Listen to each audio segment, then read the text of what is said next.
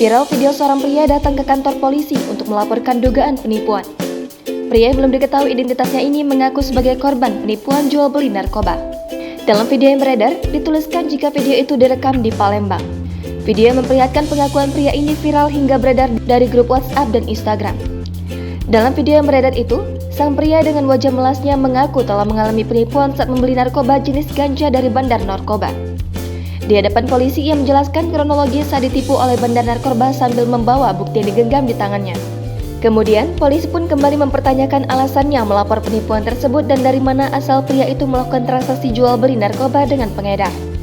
Pengakuan dari pria tersebut lantas menggelitik para polisi yang memeriksanya. Pasalnya, ia terlihat polos seperti tak mengetahui risiko dari perbuatannya.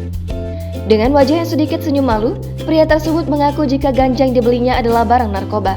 Namun pria itu masih berdalih jika ia baru pertama kali membeli narkoba. Aksi pria yang melaporkan ditipu bandar narkoba ini mendapat perhatian dari beberapa masyarakat. Diketahui peristiwa konyol pria ini terjadi di kantor polisi Palembang, Sumatera Selatan. Hingga berita ini diterbitkan, jurnalis Tribun Sumsel tengah mengkonfirmasi kejadian tersebut kepada pihak kepolisian. Jangan lupa subscribe, share, komen, dan like ya!